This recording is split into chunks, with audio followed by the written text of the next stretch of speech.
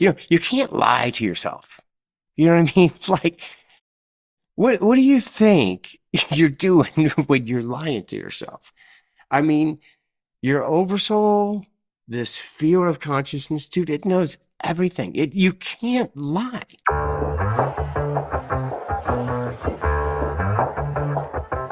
Yeah, it's a hot day.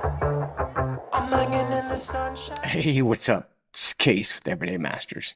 You guys hear about this new DeepSeek AI release from China? Apparently, it's supposed to revolutionize AI. I don't really understand how revolutionary it is, but apparently it makes ChatGPT look like an 8-track player.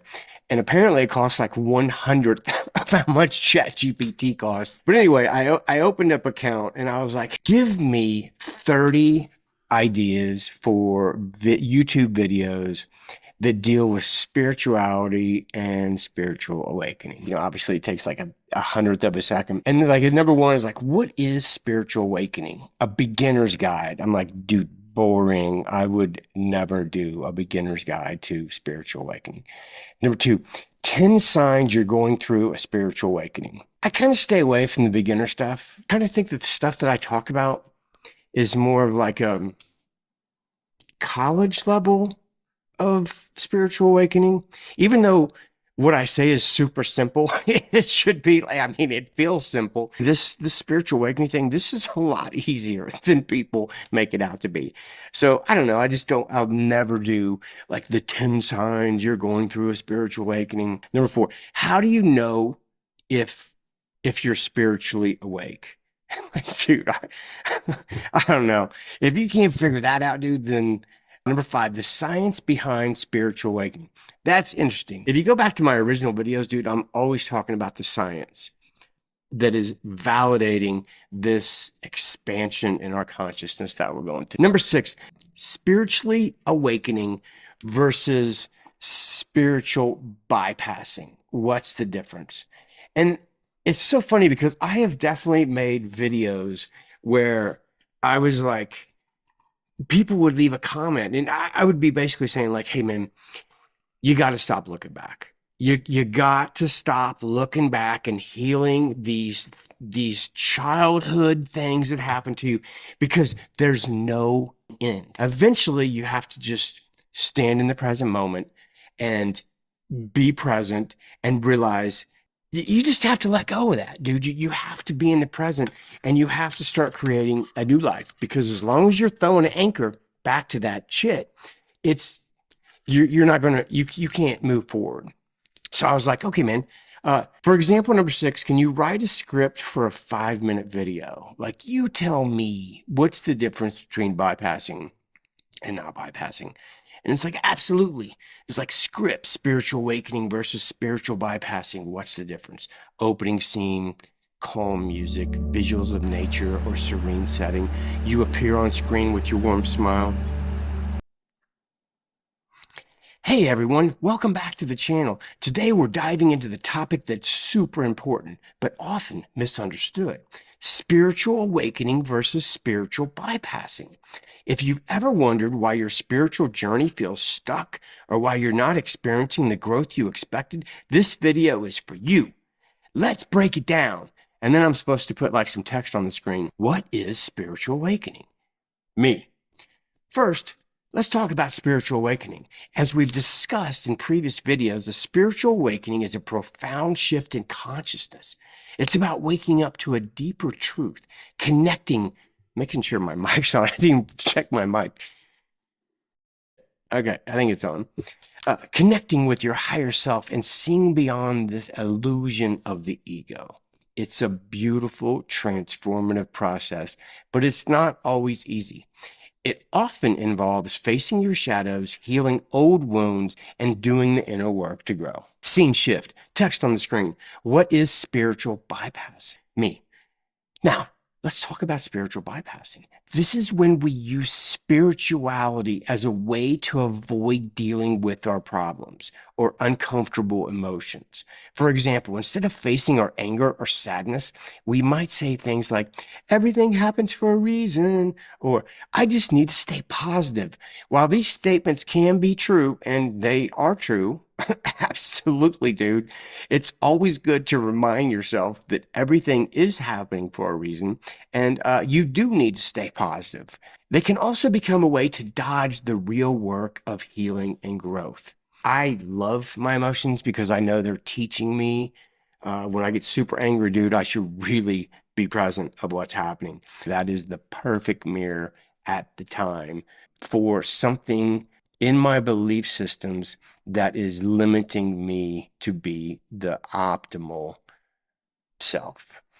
I just went through that actually, like, dude, I kind of finished it up yesterday.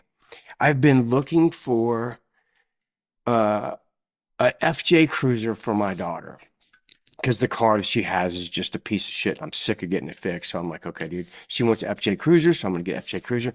And what I realized when I was researching FJ Cruisers was, dude, I I I think I have this limiting belief. Like I go into way too much detail into researching a 2007 or 2009 car.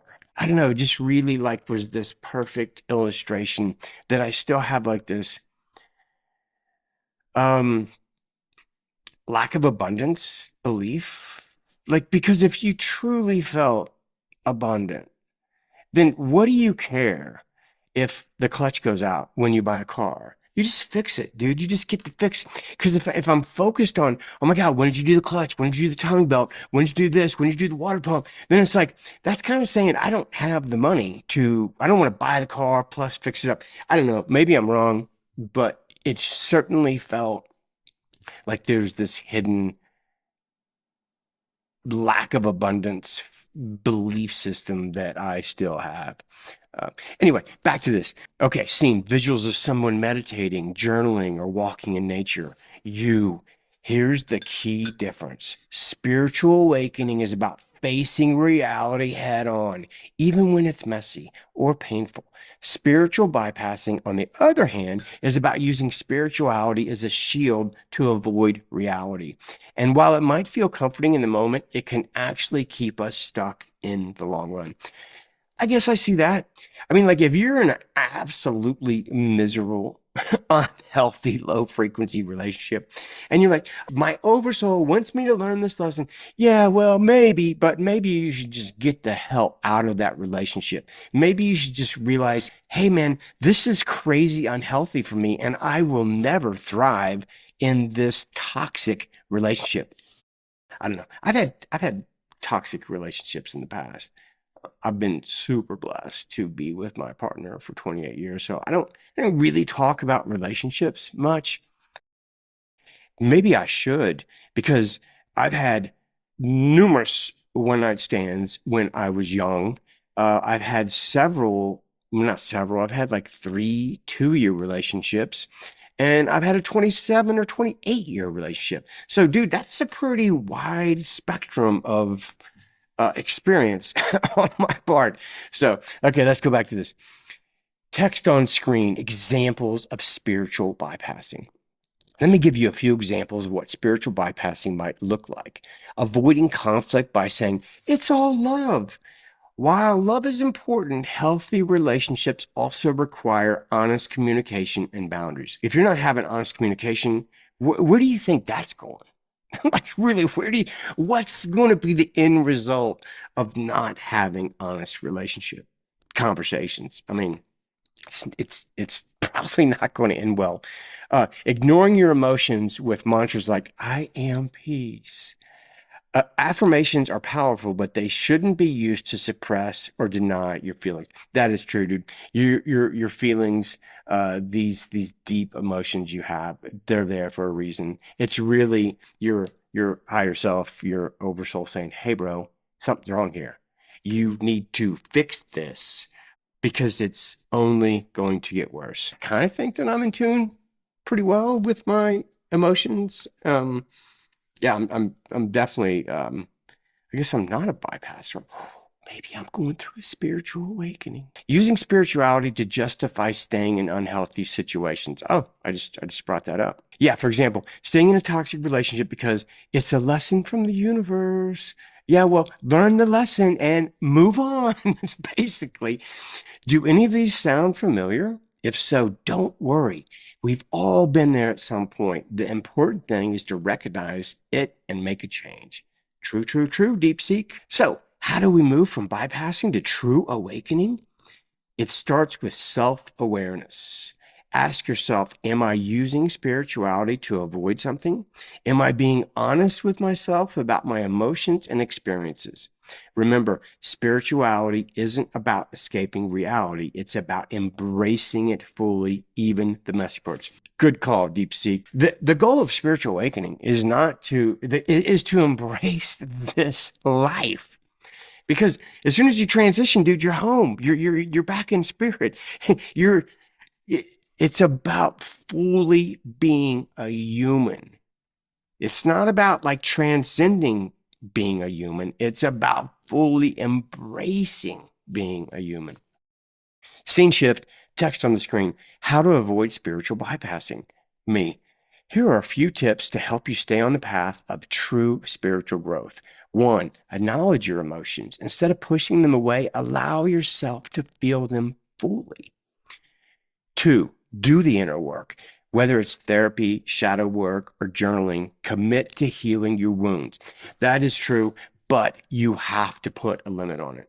I really think that whole going to a therapist every week for 10 years is a total jerk off. Right? Your story becomes more ingrained and more ingrained and more ingrained, and it makes it more difficult to write a new story. So stay grounded. Practices like meditation, yoga, or spending time in nature can help you stay connected to the present moment. Absolutely. I think you need to you need to find what works for you, and you need to do it every day. I love my daily sessions that I do these group sessions every day. I love them. I know they're working because people will do them for like 3 months and then they'll leave and they'll be like, dude, they come back and they're like, I missed them. I enjoy them. I love this ease that it's given me in my life. Okay, no more promotions. Be honest with yourself. If you catch yourself using spirituality as an escape, gently bring yourself back to the truth. You can't lie to yourself. You know what I mean? Like, what do you think you're doing when you're lying to yourself? I mean, your oversoul, this field of consciousness, dude, it knows everything. You can't lie.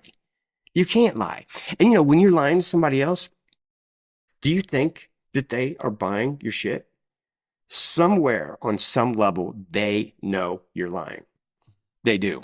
And if they don't know you're lying, then why would you want to be around somebody that is so naive that you can lie to them?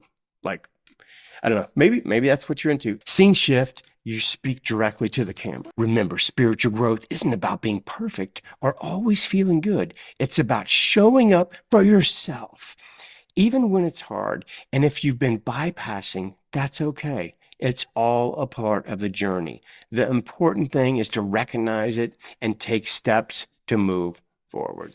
That's true, man. You really should never beat yourself up because you're really just living out your programming. I mean, that's it. You focus on the next choice you make and breaking free from that programming. Scene shift, text on screen. What's next? If you found this video helpful, let me know in the comments. Have you ever caught yourself spiritual bypassing?